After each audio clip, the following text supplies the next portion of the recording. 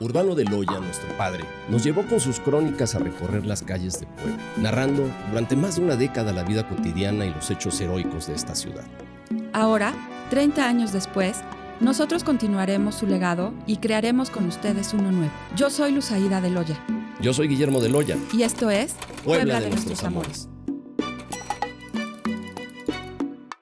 Dejo los recuerdos, los nombres, los rostros, las imágenes, los perfiles y las rimas. Las rimas que nadie sabe de dónde vienen, pero que peinan el viento. El contraste de un dulce murmullo y las notas vibrantes que saludan y honran a Dios. Resumen, en un patio de un maravilloso convento de Puebla, el compendio de una alma. Óyeme con los ojos, ya que están distantes los oídos, y de ausentes enojos, en ecos de mi pluma, mis gemidos, y ya que a ti no llega mi voz ruda, óyeme sordo, pues me he quedado muda. Reitero que mi relato, no David, no es de ciencia ficción. Esto fue totalmente cierto. Pues sean todos ustedes bienvenidos a este 11º capítulo, ya 11º capítulo, 11º capítulo de nuestra 5ª temporada de Puebla de nuestros amores. Y como siempre, iniciamos esta charla dándole las gracias a nuestros patrocinadores, a la Benemérita Universidad Autónoma de Puebla, a Estrella Roja, a Café Don Justo, Mesón Sacristía, a Clemente Specialty Coffee, Residencias Estudiantiles Camet, a Restaurante Casa Sabino, que es la cocina que conquista, a Profética Casa de la Lectura, a Deep Insight, Vibrato Música y Cultura y a Diamantes Mezcal, Luzaida. Pues bienvenidos a este capítulo 11 de esta 5ª temporada, en que, como ya saben, en un orden cronológico vamos a estarnos yendo a todos los temas que tienen que ver con esta Puebla de nuestros amores en el siglo XVI. Y por lo tanto, vamos a platicar sobre la vida, las aportaciones en los conventos femeninos que se establecieron en esta ciudad. Y hoy queremos dar las gracias especialmente a nuestro patrocinador Estrella Roja, porque Semana Santa con Estrella Roja trae promociones para viajar en familia y para disfrutar al máximo esta temporada. Desde el 10 al 30 de abril, Estrella Roja ofrece descuentos y beneficios que facilitan los viajes entre Puebla y Ciudad de México, como ya es una tradición en esa empresa. Al comprar un boleto de adulto a tarifa completa, los niños viajan gratis. Fíjense qué buena promoción en servicios primera clase, directo económico y aeropuerto. Además, hay descuentos del 20% en boletos redondos y ofertas en El Rollo y African Safari. Estas ofertas están disponibles en taquillas, en la app, en el sitio web oficial que es estrellaroja.com, donde también se puede aprovechar la opción de pagar en meses sin intereses, 3 meses sin intereses en compras digitales. Acuérdense, Estrella Roja tiene 80 años de experiencia y reafirma todos los días su compromiso de conectar a las familias con destinos clave y ofrece promociones que combinan ahorro y diversión en esta temporada alta. Muchas gracias, Estrella Roja. Y bueno, pues todas las grabaciones del cronista que hizo hace más de 30 años las encuentran en nuestra página www.puebladenuestrosamores.com. El vínculo se los dejamos en los comentarios y no deje de seguirlos porque ahí están todas las crónicas de Urbano de Loya a manera de archivo histórico sonoro. Suscríbanse a todas nuestras redes y ya me urge presentar a nuestra invitada de hoy porque aparte que es encantadora, todo mundo me ha dicho es una eminencia en el tema y yo por supuesto que lo creo, lo compruebo porque fíjense, ella es licenciada en Administración de Empresas y maestra en Finanzas por la Universidad Iberoamericana Puebla, cuenta con estudios en Historia del Arte en la Universidad Nacional Autónoma de México, es docente en la licenciatura de Administración Turística y de la Hospitalidad en el Centro Intercultural de Lenguas de la Universidad Iberoamericana Puebla y la licenciatura en Humanidades de la UPAEP. Ha sido encargada del área de servicios educativos del Museo Amparo, un lugar precioso y lo estábamos comentando, y ha trabajado en la educación en museos por varios años. Ha sido curadora en exposiciones como Pasión de Cristo y Virgen de Guadalupe, ambas en el Museo de Arte Religioso, el Convento de Santa Mónica.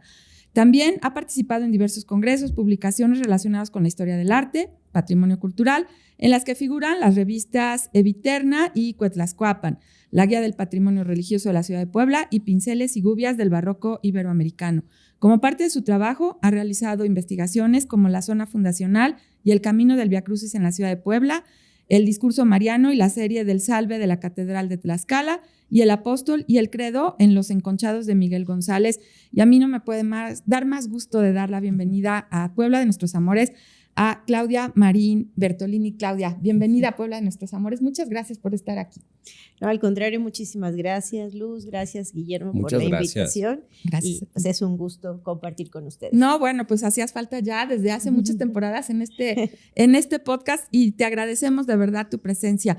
¿Y qué te parece si empezamos a platicar de los conventos femeninos? Un tema importantísimo porque yo siempre he dicho que… Hay que empezar por el principio. Hay que empezar por el Ya principio. sabía. Y a la par de la expansión poblacional se dio una expansión espiritual, ¿no? En América. Y era la necesidad de integrar a las mujeres a esta práctica educativa y también al proyecto religioso.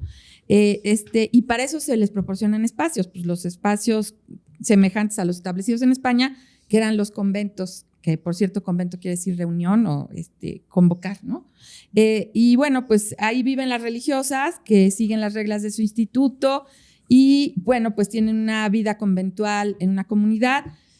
Y tú cuéntanos cómo se da esta primera oleada de fundaciones religiosas conventuales que pues es por ahí de 1540 a mediados del siglo XVII en la Nueva España. Con muchísimo gusto. Muchas gracias. Es súper interesante porque hay que pensar que el convento va a tener dos funciones, ¿no? Una función primeramente devocional, ¿no? En cuestión precisamente de tener a estas mujeres que van a tener una inclinación especial hacia la vida entregada a Cristo, que van a seguir un camino espiritual y que, bueno, idealmente aquellas mujeres que forman parte de esas instituciones, pues van a renunciar al siglo, como normalmente se dice, ¿no? Es decir, alejarse de todo aquello que tiene que ver con la vida en el espacio fuera del convento, ¿no? Con todo aquello que tiene que ver con la tentación y demás. El mundo material. Ajá, el mundo profano. Y van a dedicar su vida a la oración, a la disciplina, a la entrega para ser la esposa perfecta de Cristo, ¿no? Pero la segunda función del convento tiene que ver con esto que mencionaste también de un espacio educativo, ¿no? Entonces encontramos que justo las instituciones conventuales de Puebla van a girar en torno a esos dos ámbitos. Uno de los primeros conventos, como bien mencionas, en 1540 en la Ciudad de México, lo funda el mismo obispo Juan de Zumárraga y es el convento de la Inmaculada Concepción. Por un lado, pues va a tener esa primera función, ¿no? De recibir a aquellas mujeres que idealmente tienen una vocación y una entrega hacia Cristo, pero también van a ser espacios educativos, especialmente en para las niñas indígenas de familias nobles, ¿no? Entonces hay que recordar que en estos primeros años, pasado la conquista, cuando se está empezando a organizar la Ciudad de México, hay unas especies de convenios, ¿no? Con lo que originalmente era la nobleza indígena. Los caciques famosos, ¿no? Exacto. Y mientras que los hombres entran al colegio de Santa Cruz de Tlatelolco, ¿no? En donde algunos de ellos inclusive van a escribir el famoso Códice Florentino. En el caso de las mujeres, ellas son enviadas también a espacios conventuales para que reciban primeras letras. Entonces van a aprender castellano, van a aprender latín, van a aprender pues, cuestiones vinculadas con la oración y la religión cristiana. Entonces, ahí podemos ver en ese primer espacio ese vínculo entre ambas, digamos, funciones o vocaciones que tiene el convento, ¿no? Y bueno, la Ciudad de México es uno de los ejemplos de estos sitios en donde vamos a tener muchísimas corporaciones, como los llama Antonio Rubial, ¿no? Porque tenemos a las concepcionistas, tenemos a las monjas de San José, tenemos a las de Santa Clara, a las de Santa Inés, a las de Santa Teresa la Antigua, a las de Corpus Christi, las de la Enseñanza, y son muchísimos los conventos femeninos que se fundan en la Ciudad de México, y algunos, sobre todo los primeros que se fundan, que van a recibir a esta nobleza, tanto del lado indígena como también a las hijas de las familias nobles que vienen de España y que además, bueno, se decía, ¿no? Que tenían que ser, demostrar que eran españolas por los 4 costados, ¿no? Es decir, los 4 abuelos y demás. Son conventos que van a tener una gran importancia económica, ¿no? Porque precisamente son lugares a donde van las hijas de las familias nobles y sabemos que ellos pagan una dote para ingresar. Y la dote no siempre es económica, a veces también son terrenos, a veces son casas, son locales que el mismo convento va a administrar y cuyas rentas van a incrementar precisamente el potencial económico que tiene el convento, además de aquellas prebendas que la misma corona les da, porque por ejemplo una de las ventajas que ellas tienen es que tienen una merced de agua, ¿no? Entonces claro. Precisamente a partir de ello tienen acceso a un líquido vital que en otras casas o en otros espacios no está disponible.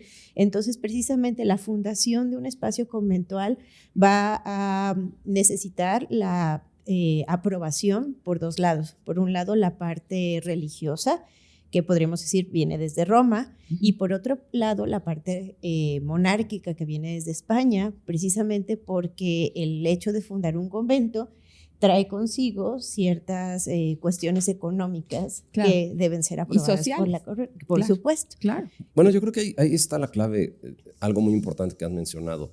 Esta dinámica de fundaciones conventuales, pues básicamente se enriqueció en el mejor de los sentidos con las iniciativas de familias muy poderosas, de familias piadosas, digamos, que incentivaron precisamente esta llegada y legaron parte de su familia y de su propio patrimonio para que así fueran estas instituciones. Y en realidad esta fue una respuesta generosa de familias piadosas y del clero también, por supuesto, para un problema social, digamos, que competía con la moral pública, que eso se refería al poder de alguna manera hallar cobijo, ¿no? De tantas y tantas mujeres que se hallaban solas. Y que seguían llegando. Y que seguían llegando, que de alguna forma sus maridos pues quizá habían muerto en las confrontaciones bélicas de la conquista. Y pues algunos también pues ya no aparecieron, ¿no? Se fueron por cigarros seguramente. Se fueron al norte. Ya no sabían. Fueron a servir al rey en Filipinas, claro, muy probablemente. Por supuesto.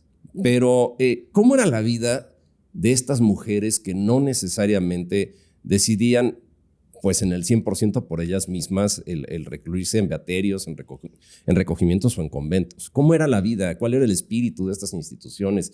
Nos interesa saber de ese modelo de virtud, ¿no? Y de vida religiosa. Es que es bien interesante porque el convento va a cumplir una función social. Pensemos en una familia, ¿no? Siempre vamos a tener esta cuestión de el hijo mayor es aquel que recibe la herencia, ¿no? Y que muchas veces se prefiere que se concentre la herencia en uno solo, porque obviamente va a haber una cuestión de mantener el nombre familiar y el prestigio, ¿no? El hijo primero. El primero, ¿no? Y lo mismo sucede con la primera hija, ¿no? Que muchas veces es la que recibe la dote para poderse casar con un igual, ¿no? Alguien de su mismo nivel socioeconómico, rango, etcétera, ¿no? Y no andar arrastrando el apellido. Claro. Y en el caso de los varones, pues muchas veces se dice, ¿no? El que sigue se va al ejército, el que sigue se va al clero y así sucesivamente. Y lo mismo pasa con las mujeres, ¿no? Precisamente no siempre hay un recurso económico para dotar a todas de la misma manera, ¿no? Con los mismos privilegios. Y pues algunas de las siguientes hijas de la familia, pues a veces son enviadas al convento. Un poco injusto el sistema de repartición, ¿no? Sí. Sobre todo en esa época que venían los hijos que nos diera Dios. Imagínate que le tocaba al séptimo, octavo hijo ya. Sí. ¿Cuál era el rol? Claro, si es que llegaba a la edad adulta, ¿no? Y además aquí lo interesante es lo que decíamos, ¿no? Idealmente el modelo de virtud, ¿no? La devoción o la entrega que tiene la mujer, pues tendría que venir desde dentro, ¿no? Sin embargo, pues en algunos casos ellas eran enviadas por sus familias. No era decisión de ellas. No era decisión propia. Y además tenemos estas otras instituciones que mencionaste, ¿no? Recogimientos, beaterios, colegios, que no van a estar a la par que el convento porque su función no siempre va a tener todas las aprobaciones. Por ejemplo, Santa Rosa, aquí en Puebla, antes de ser un convento, fue un beaterio, es decir, un grupo de mujeres se reúnen para llevar una vida espiritual. Sin embargo, todavía no tenían las aprobaciones monárquicas y de Roma para poder ser convento, ¿no? Los colegios, por ejemplo, también tenían que ver con esta idea de reunión de personajes, ¿no? Por ejemplo, el espacio donde ahora conocemos el Museo Amparo tuvo la función de colegio de niñas y colegio de mujeres, que era también un lugar en donde aquellas mujeres que, como mencionas, ¿no? Su marido fue de regreso al mar o era comerciante en la ruta de la seda, o había muerto en las batallas o era enviado a Filipinas, pues ellas eran enviadas o recogidas en estos colegios, ¿no? Donde llevaban pues una vida en común y pues también acompañamiento espiritual y demás. Pero algo muy interesante es que en el convento per se, idealmente se debía llevar una disciplina, un espíritu en el cual lo que primaba era la imitación de Cristo, ¿no?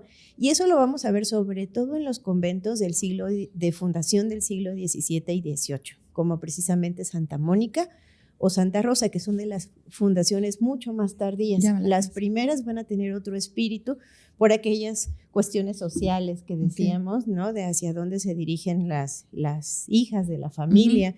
Y que sabemos, por ejemplo, que aquí en Puebla el convento de la Inmaculada Concepción o la Limpia Concepción, o en la Ciudad de México el convento de San Jerónimo, eran conventos que tenían un alto potencial económico, y las chicas que a veces terminaban en esos espacios no siempre era por cuestión devocional, y que además llegaban a vivir ahí con sus hermanas, con sus criadas, con sus esclavas, y tenían prácticamente apartamentos personales, tomaban chocolate, no llevaban la vida común que se esperaba, ¿no?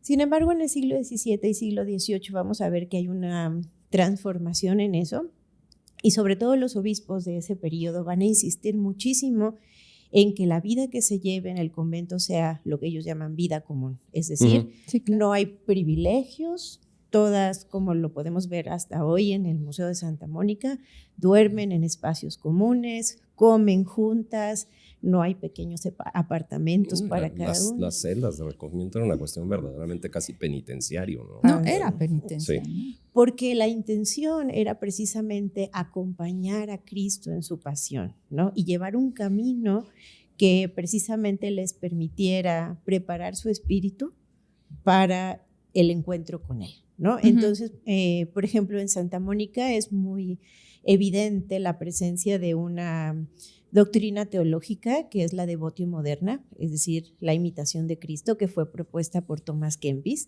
y que justo lo que hace es dar pautas, en este caso es un texto, ¿no? Que circulaba muchísimo entre los espacios conventuales, tanto masculinos como femeninos, y dar pautas al lector, ¿no? En este caso, pues a la novicia, precisamente para ir preparando su alma, su corazón, en el proceso de acompañar a Cristo en la cruz.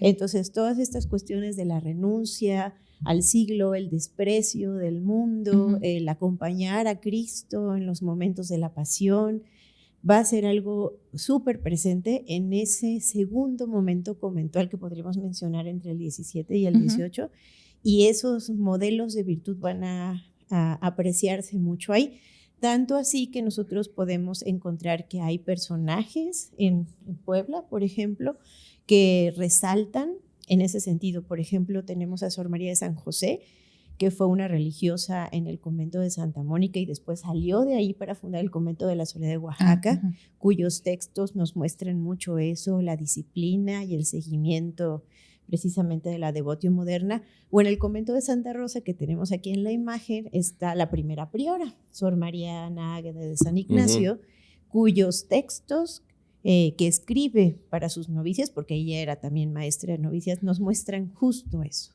Es esa nueva manera de ver la vida conventual.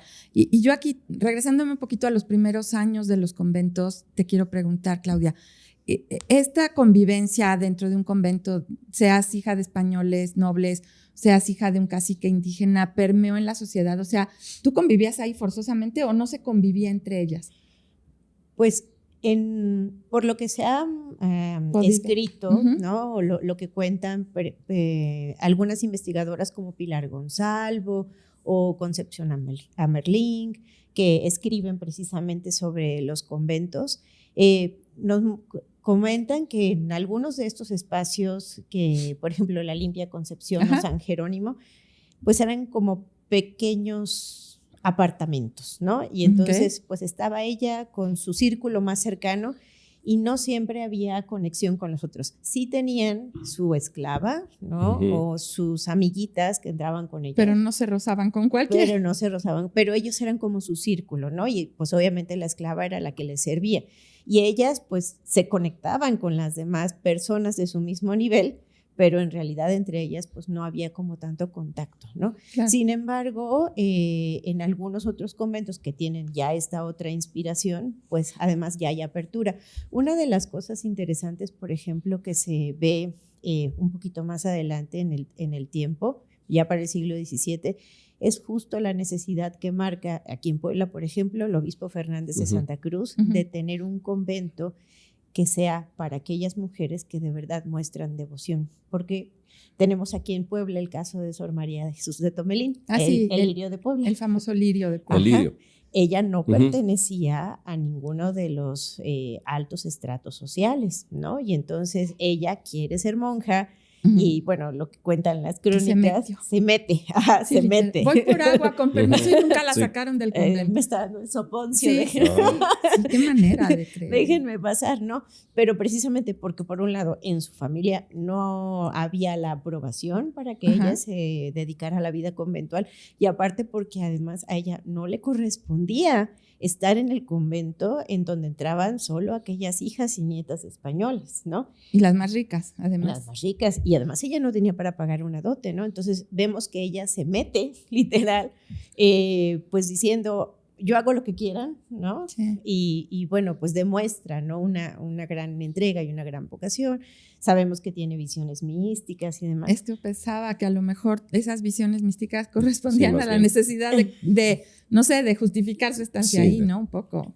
Tal vez, ¿no? Podríamos pensar eso. Sí, claro. Y volviendo a estos espacios educativos en los conventos, bueno, yo enseguida me remito, y lo comentábamos ayer cuando comentábamos el guión, Claudia, pues, el ejemplo de Juana Inés de Asbaje Ramírez de Santillana, más conocida como Sor Juana Inés de la Cruz, o Juana de Asbaje, esta religiosa jerónima, escritora novohispana, no hay mucho que decir que no se sepa de ella, pero que si no hubiera ingresado a un convento, difícilmente hubiera sido lo que es, porque los conventos alojaban a todas las personas, a todas las mujeres que por vocación, las menos, bueno, por orfandad, por pobreza, o no podían contraer matrimonio. Entonces, tú te ibas al convento y era el único lugar donde podías, pues a lo mejor estudiar, ¿no?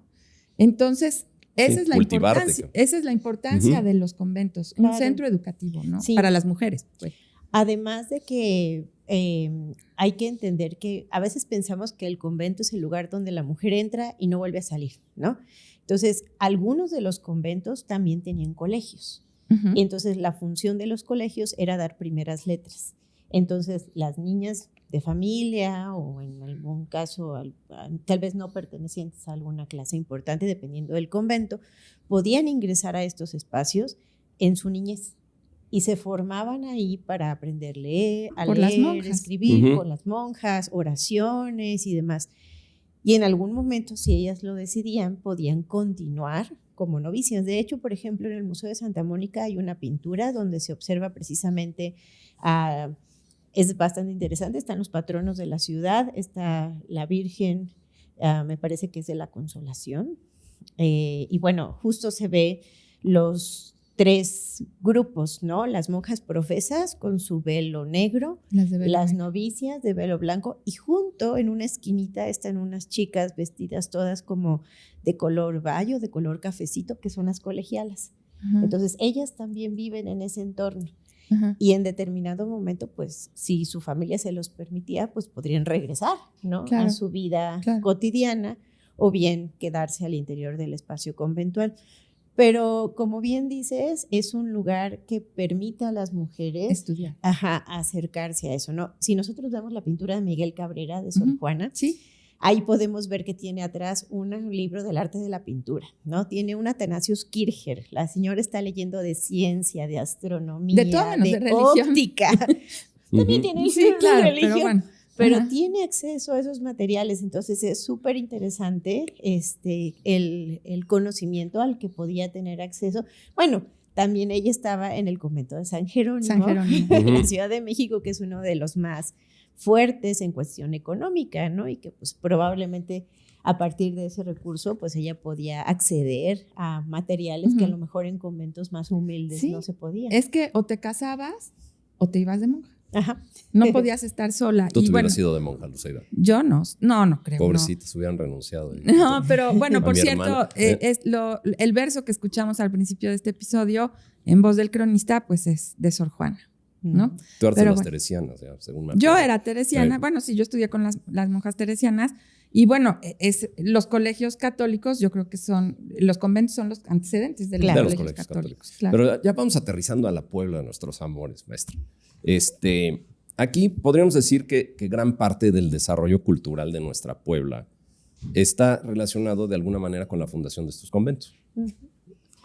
Digamos que eran instancias sociales donde de alguna manera eran depositarias de la sociedad para que se resguardaran los valores muy acordes a la época, ¿verdad? De la pureza y de la castidad como tal. Y además eran esos espacios, las religiosas desarrollaban además actividades que a la fecha siguen siendo grandes símbolos de riqueza cultural de Puebla. O sea, estamos hablando de cantos corales, estamos hablando, por supuesto, de manualidades y de cocina, que ya nos dirá si verdaderamente Santa Rosa es donde se inventó el mole, ¿verdad?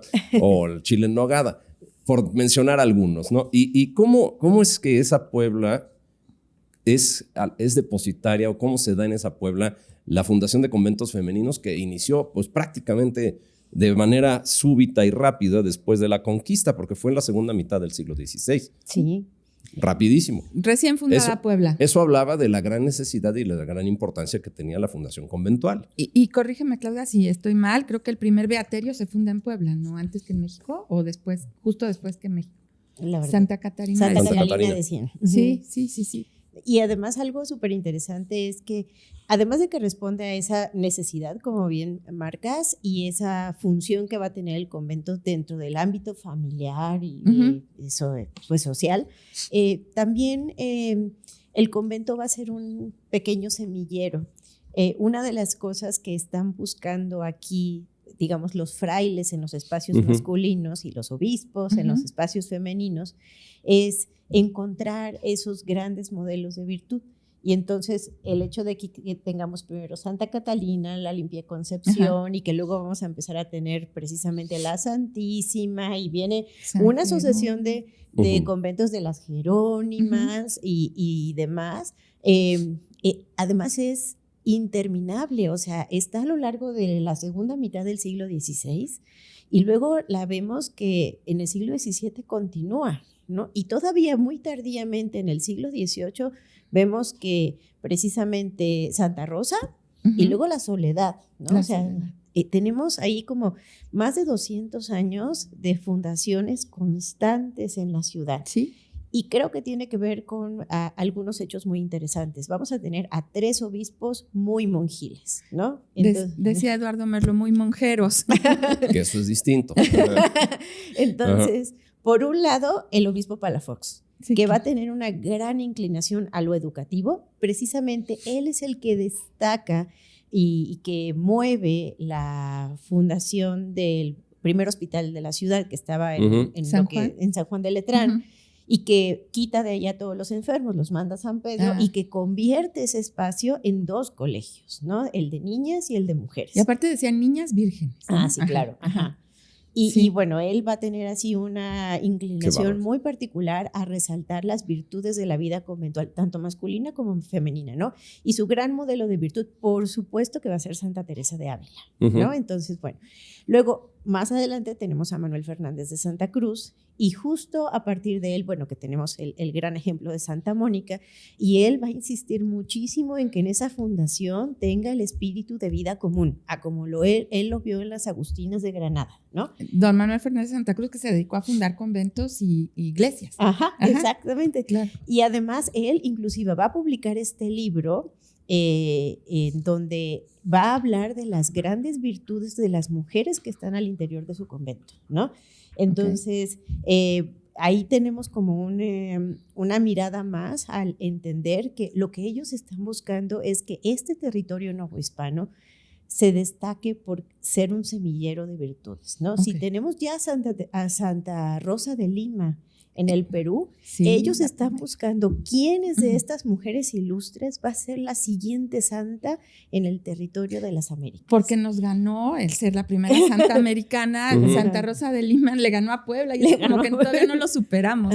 Sí, claro. Entonces, ellos están justo buscando eso y Puebla va a destacarse precisamente por ser ese semillero. Entonces, si nosotros hacemos una línea cronológica, la más temprana no fue monja, pero muy cercana al ámbito religioso es Catarina de San Juan, ¿no? Como Sí. esta gran mística y bueno, de la Visionaria. cual se han visto ciertas... Que yo creo que era una gran adecuación de la época a la necesidad que había de hacer santo a alguien. Ajá. ¿no? En Igual ese que caso, Lirio, ¿no? Igual que Lirio también, sí. ajá, que es la que viene casi pegadita con ella, ¿no? Y luego tenemos precisamente a Sor María de San José, y además en diferentes espacios, ¿no? Porque Catarina de San Juan está pegadita a los jesuitas, ¿no? Sí, claro. Y luego el Lirio de Puebla está en la Inmaculada Concepción, En la las Limpia Concepción.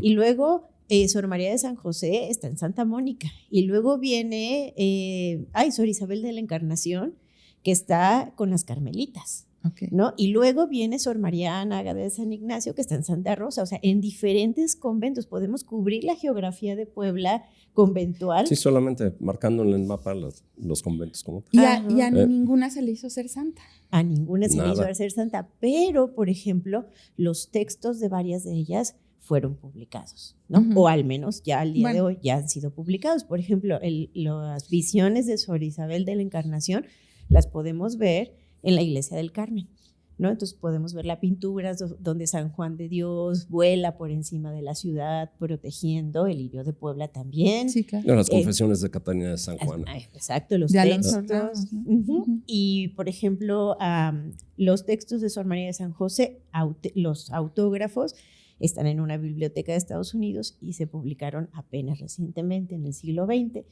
Y de Sor María Ana Ágata de San Ignacio es súper interesante porque sus textos se publican 2 años después de que se muere. Y ahí el responsable es el obispo Domingo Pantaleón Álvarez de Abreu, que es nuestro tercer obispo monjil. Sí. Y entonces Y admirador de Palafox. sí. Sí. Él va a ser precisamente el que va a decir, esta mujer es importante, ¿no? Y entonces manda a publicar su vida y manda a publicar sus textos casi tan pronto la monjita se muere, ¿no? Sí, pues igual que Catarina de San Juan, y lo hemos comentado, Guillermo, Sí. esta necesidad de Puebla de tener una santa que todavía no se nos hace. Todavía podemos estar a tiempo, Claudia. Y que por la época competía con la beatitud de Palafox. Sí, claro. En ese caso.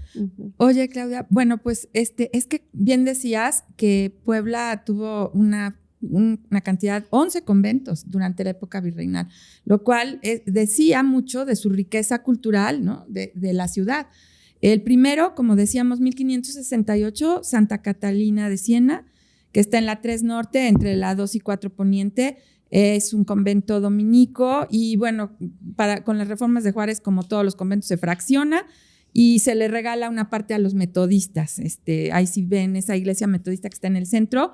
En la 5 Norte era el convento, parte del convento de Santa Catalina de Siena. Y en 1593, este convento que hemos mencionado mucho hoy, el convento de la Limpia Concepción, 7 Poniente 103, era el convento más rico de Puebla. Esas monjas vivían mejor que cualquiera hoy. Sí. Con bienes individuales podían comer carne, podían tener esclavas. Tomar chocolate, que era pecadísimo. Hoy es el Hotel Quinta Real, parte del Hotel Quinta Real, porque el patio principal, corrígeme, estoy mal, se derribó. Y bueno, el convento de San Jerónimo en 1597. Esas primeras fundaciones, luego siguen más. Todas tienen este común denominador, como tú dices, de demostrarle a la Nueva España la riqueza de Puebla, ¿no? Por un lado eso, y también justo la presencia de las corporaciones, ¿no? Porque además vemos que el espíritu de cada una de ellas es diferente, ¿no? Entonces, digamos que la vocación que van a tener las de la Limpia Concepción, ¿no? Va a estar orientado hacia un ángulo, ¿no? Y además la figura a la que van a venerar, ¿no? Que en este caso es obviamente la Virgen María, la Inmaculada, y, y en los demás conventos pues vamos a tener como otro santo patrono, ¿no? Y bueno, pues los destinos de cada uno de estos espacios es súper interesante, ¿no? Porque pues justo vemos, bueno, que mencionabas al final San Jerónimo, pues hoy tenemos ahí a la a la escuela La Fragua. Ajá, escuela. Pero es súper interesante porque es uno de los conventos, de los únicos conventos donde las monjas siguen viviendo ahí. En San Jerónimo. En San Ahí en la Jerónimo, 7. En la 7, ¿no? Entonces Es 7 Oriente 205. Ahí frente a... No, ya iba a decir un comercial de un restaurante que no nos patrocina, entonces no lo voy a decir, pero bueno, 7 Oriente 205. Sí, exactamente. Ajá. Entonces es bien interesante porque sí pierden un gran terreno en la época de la Reforma, pero las monjas siguen presentes en ese espacio. Y bueno, pues ellas siguen atendiendo el templo y pues siguen haciendo dulces, confites, chiles y otros tamales elementos, tamales y bordando ropones. Ajá. No sé si llegan a tanto, pero es muy interesante porque pues ellas siguen presentes en ese espacio. Y de los otros dos que nos mencionas ahorita, bueno, sabemos que las monjas de la Limpia también ahora ya residen en otro espacio y que además cuando ellas se van, se llevan una de sus posesiones más preciadas, los restos, que son los restos del Lirio de Puebla, ¿no? Sí. Que pues por mucho tiempo estuvieron depositados en el coro bajo. Y que desenterraron 4 veces a la pobre. Un poco macabro. ¿no?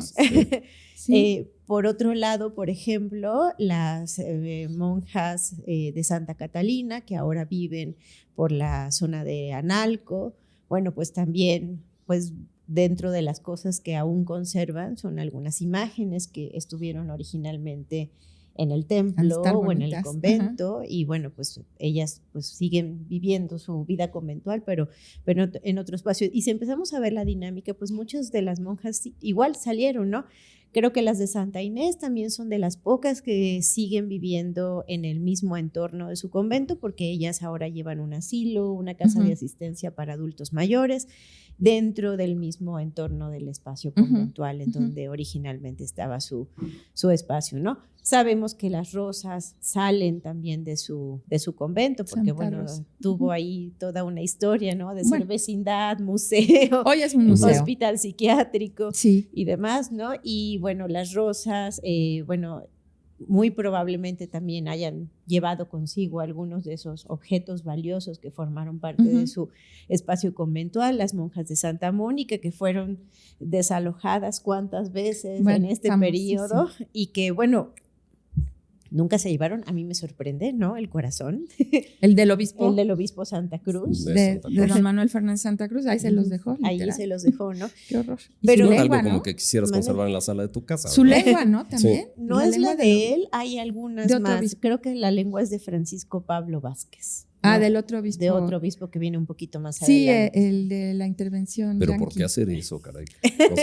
Sí, Francisco Pablo Vázquez, que creo que era el obispo en la intervención norteamericana. Y también lo acusaban le toca siglo XIX. Sí, lo acusaban de traidor ahí, que se alió con los gringos. Pero bueno, sí, los conventos importantísimos, Guillermo. Bueno, si hablamos del legado cultural que hacen estos conventos, a la sociedad poblana también había que entender que estaban conformados por monjas profesas y por niñas educandas. Entonces, ahí es donde, de alguna manera, y digo, es muy impropio decir esto para la época, pero así era para entonces, se aprendían los oficios propios de la mujer. Si no se vaya a ofender nadie. No se vaya a ofender a nadie, porque ahorita me van a funar aquí en el YouTube. Eran no lo digo yo, oficios eran oficios propios de la mujer.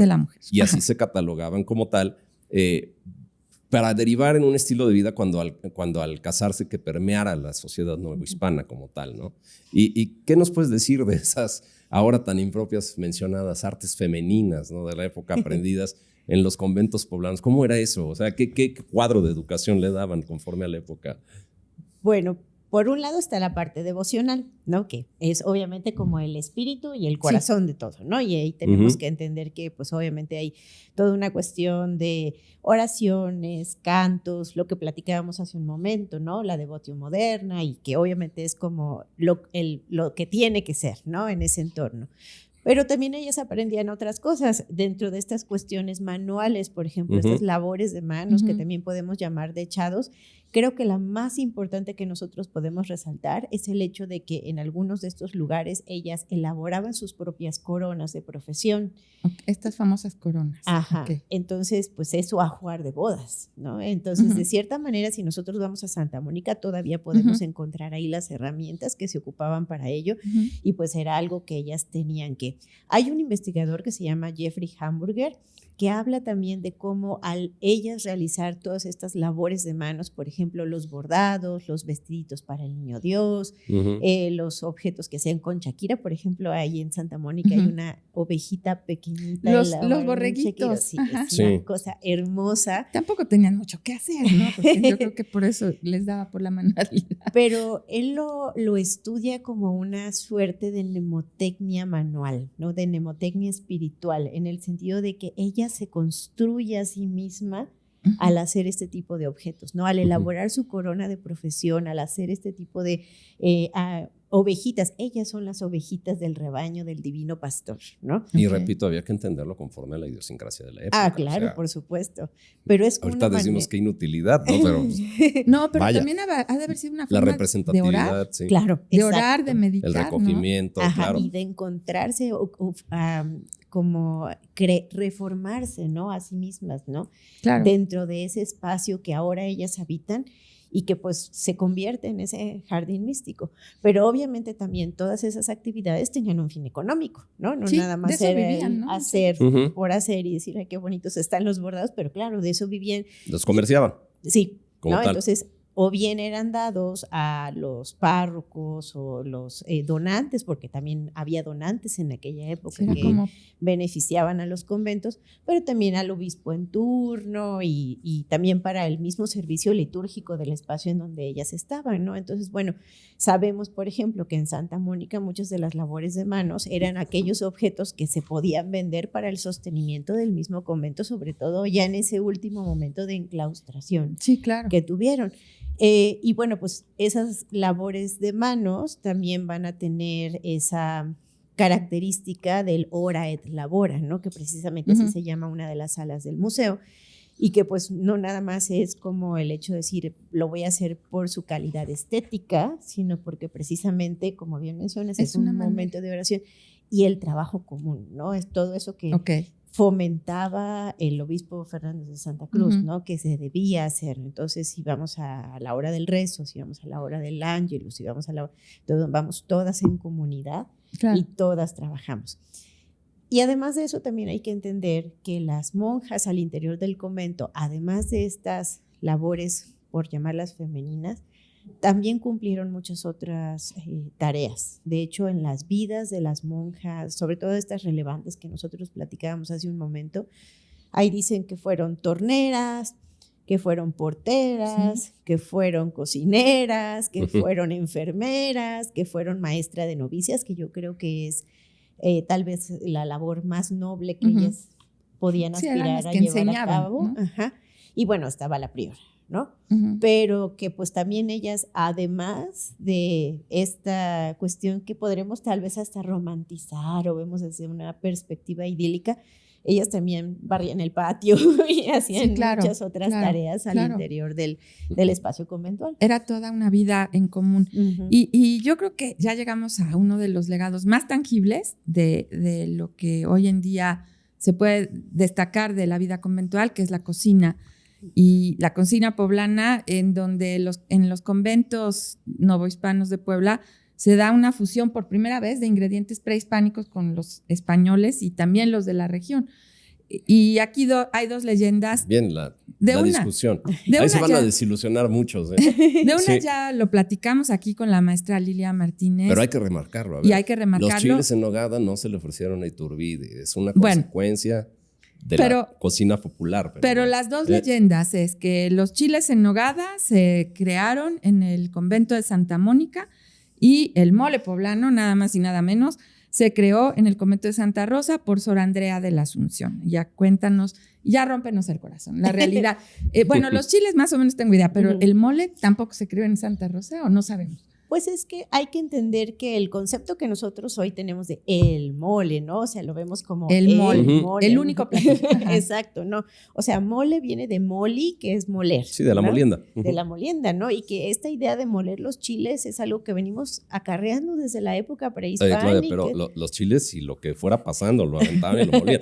Porque el mole, ¿cuántos ingredientes tiene? Claro, también, y la pepita de calabaza y todo lo demás. Plátano ¿no? macho. Exacto. chocolate. Entonces, el hecho de pensar el mole, pues nada más volteamos a ver a Oaxaca y cuántos moles hay. El mismo Más de 100, por Puebla, cierto, sí. ¿no?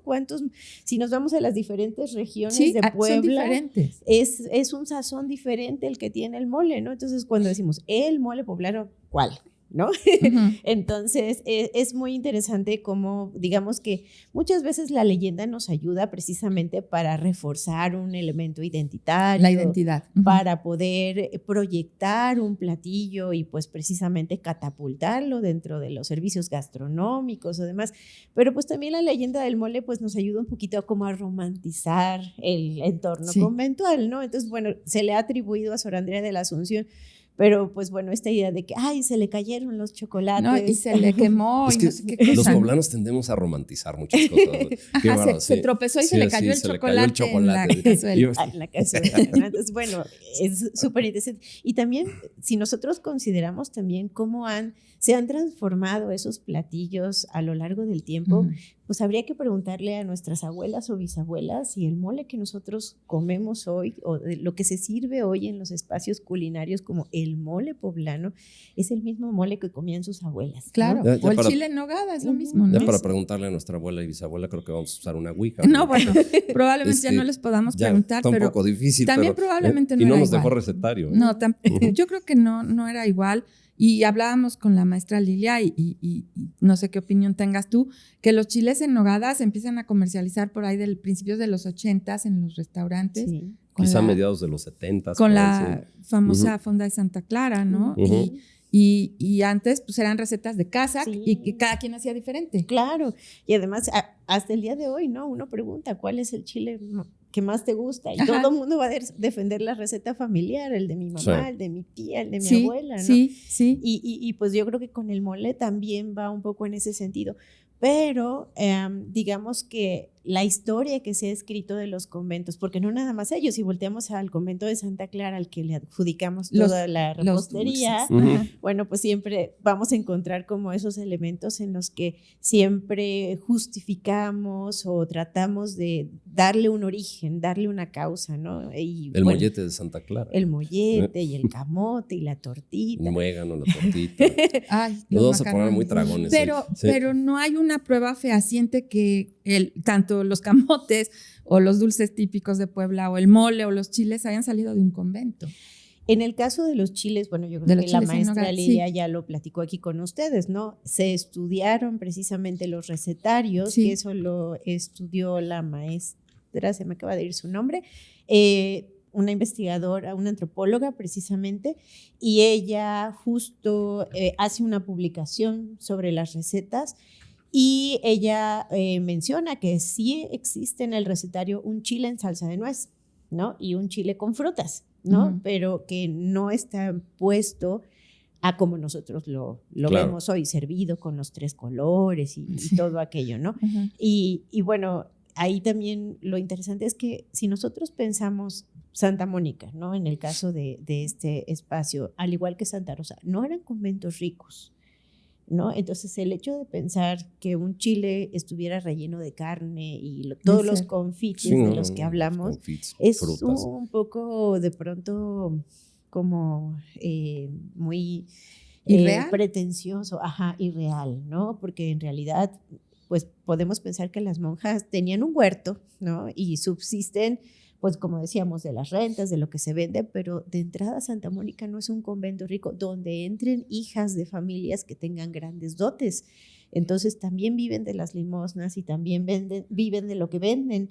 Entonces, lo que hoy nosotros conocemos Eso como sí. ese gran platillo, pues, y que se vende ya en precios astronómicos. Ujú. Y, pues, y sí. todos los ingredientes, porque imagínate en el convento de Santa Mónica, granada de Sí, Tehuacán, nuez de Calpan, pera niña. Los sí, chiles. el chile de San Martín, La- pues, con La manzana de Zacatela. la carne de puerco, ¿no? Entonces sí, tienes razón, eso nunca se me había Bueno, ocurrido. pero ya es muy dejemos de estar complicado. de dragones. Vamos a hablar de otra parte del gran acervo artístico conventual, que es muy extenso. A ver, las coronas de las propias monjas, escultura, mobiliario, pintura. ¿Dónde se conserva algo? ¿Dónde podemos distintivamente ver este acervo cultural hoy en día? Algunos de estos espacios, como ya mencionamos hace algún momento, pues se han transformado y ya son otra cosa. Una iglesia metodista, una escuela oficial, un hotel, etcétera, ¿no? Pero precisamente en los años 30, cuando se encuentra precisamente el convento de Santa Mónica, muy rápidamente el INAH lo destina, lo considera el lugar idóneo para que ahí resida todo aquello que tiene que ver con el arte conventual, ¿no? Con aquellas imágenes y objetos que formaron parte de las monjas, ¿no? Entonces ahí podemos ver piezas de las capuchinas, de las catalinas, de las rosas, de las agustinas de Santa Mónica y bueno, algunos otros espacios, ¿no? Entonces es muy interesante el ver cómo esos objetos interactuaban con las monjas. Hay que tomar en cuenta que hoy parte de lo que nosotros vemos en el museo es un espacio museográfico, ¿no? Porque vemos ahí una acumulación de cosas de diferentes lugares y no todas correspondían a ese mismo lugar. Claro. Pero el hecho de que nosotros miremos que ellas tienen pinturas que les muestran a modelos de virtud, que ellas tienen objetos que les sirven un poco, por ejemplo, los niños Dios, ¿no? Que son los espositos que ellas reciben en el momento de su profesión, las coronas que mencionabas. El acervo es interesantísimo y lamentablemente poco estudiado, ¿no? En el sentido de que, bueno, el museo no está en el circuito principal de espacios que las personas visitan en la ciudad de Puebla. Es una zona complicada. Es una zona compleja y pues obviamente pues las características de su entorno pues no permiten la visita con grupos grandes o demás. Pero la verdad es que el acervo pictórico, escultórico, los libros que tienen, ellos todavía se conserva una parte de la biblioteca conventual y pues el encontrar que ellas estaban leyendo, como decíamos hace un momento, a Thomas Kempis, que circulan entre ellas ya los propios libros de las religiosas que son consideradas importantes en su tiempo, que hay sermones, hay un montón de cosas súper interesantes. Ellos tienen la mística Ciudad de Dios, tienen los libros de Santa Teresa, de las Moradas y el Camino.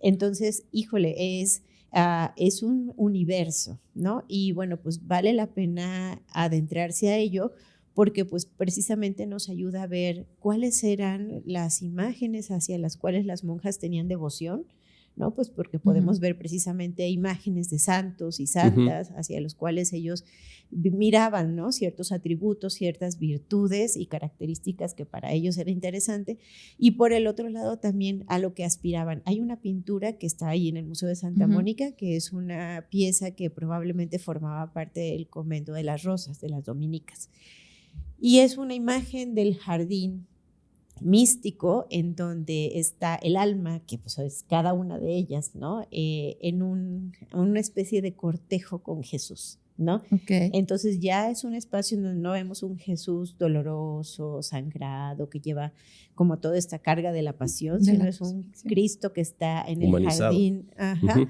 Y pues como que corteja y dialoga, ¿no? Con el alma, ¿no? Entonces está fabulosa porque además en la parte de abajo hay una serie de borreguitos. Los borreguitos de esos las ovejitas que como están con ahí alambre. abajo y que están pintadas algunas con la toca negra, ¿no? Entonces justo podemos ver esa autorrepresentación de las monjas porque ellas son las que habitan ese jardín místico, el rebaño, ¿no? Entonces es como ese ideal al que ellas aspiran y que están mirando en ese entorno. Qué cosas, ¿no? Tan Entonces, raras. ese acervo... Yo me acuerdo de la irreverente de mi mamá, no lo voy a decir acá, pero lo que decía de los matrimonios con Jesús. Bueno, mi mamá era jarocha y era verdaderamente folclórica, pero tenemos 5 minutos. Bueno, pues las edificaciones, Claudia, de los conventos en la ciudad de Puebla, yo creo que contribuyen primero a que se eche a andar la economía local, porque también las monjitas administraban muy bien sus recursos, se convirtieron en las principales propietarias inmobiliarias de la ciudad, ¿no? Y bueno, esa es una gran importancia. Y también pues definen, como tú decías, el paisaje urbano, ese sonido de las campanas, esas fuentes que de alguna manera si estaban en un convento tú podías ir a pedir agua, ¿no? Y te traían cerca de tu casa, pues, si vivías cerca de un convento, esta agua que traían los aguadores a esas fuentes. Pero si tú pudieras decir cuál es el legado más importante de los conventos femeninos en esta Puebla de nuestros amores, ¿cuál sería?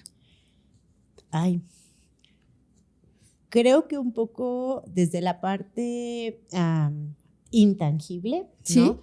Ese espíritu conventual que tiene Puebla, ¿no? Cuando las personas vienen todavía hasta hoy a la ciudad y de pronto dicen, es que hay una iglesia en cada esquina, ¿no? Y sí, y sí.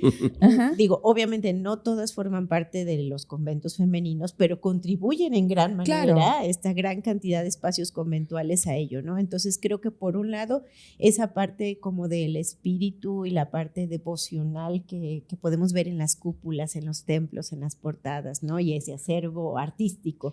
Y por otro lado, creo que también, como bien mencionas, pues esa relación tan directa que ellos llevaban con la comunidad que estaba en su entorno, ¿no? Porque si nosotros miramos la cartografía de Puebla, vemos que la distribución de los conventos va generando una especie de micromundos, ¿no? En el sentido de que las personas que viven en las proximidades de determinados conventos van a ser devotos de la Virgen tal porque está en esta iglesia, porque ellos forman parte de la cofradía, porque ellos van a la procesión. Entonces, justo estos elementos vinculados a la sociedad y la comunidad, más allá, como bien dices, del agua, del sonido de la campana, es la cohesión que generan alrededor de los espacios en donde ellas establecen, ¿no? Y que las mismas familias de esos entornos van a participar activamente de la vida, no conventual hacia el interior, sino de lo que se refleja hacia el exterior, ¿no? Identidad del pues, templo.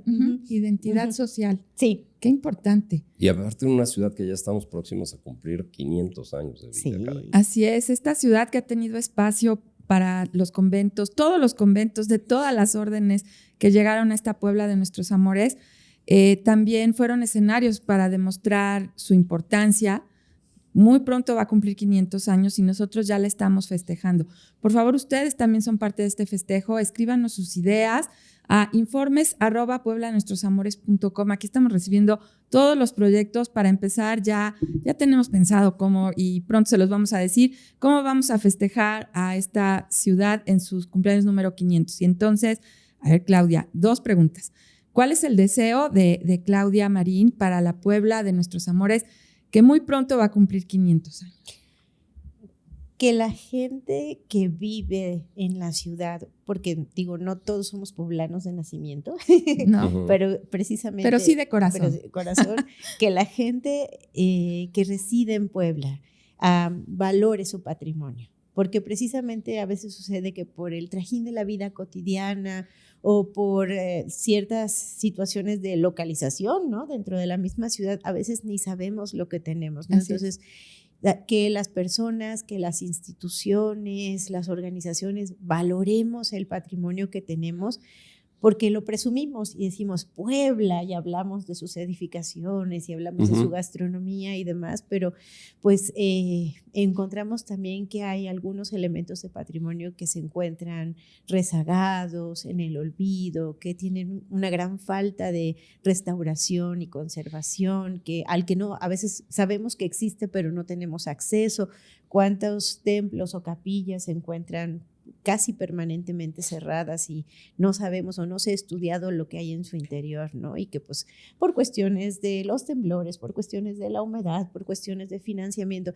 Entonces, híjole, a mí me encantaría que pudiéramos todos poner un granito de arena en esta cuestión de conocer, preservar, valorar y justo pues enorgullecernos de lo maravilloso que es el patrimonio que tenemos en la ciudad. Y la segunda pregunta, ¿te unes a este festejo? Por supuesto. Ahí está ya.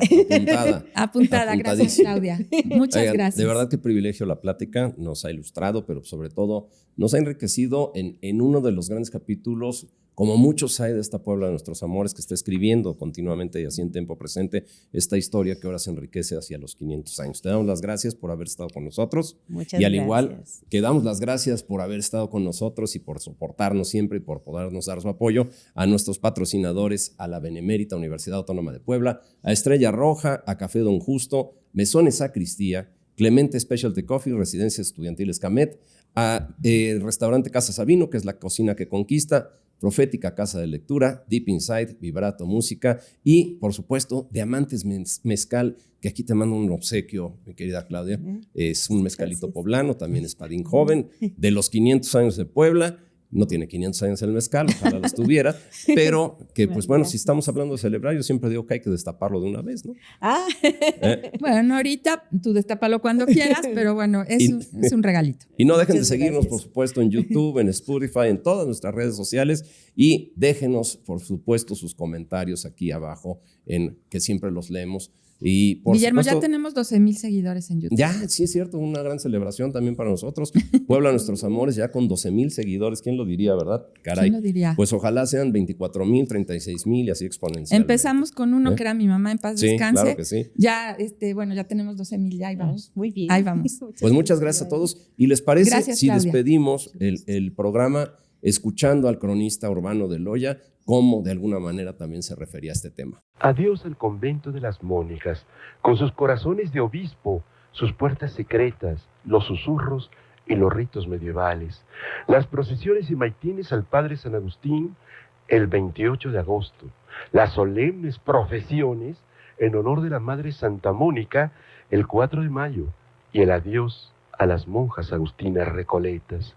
Otro adiós a las sombras de las preladas, porteras, sacristanas, obreras, escuchas, enfermeras, torneras, racioneras, cocineras, servidoras y lectoras de refectorio y maestras de novicias. Adiós a estos 246 años de absoluta clausura.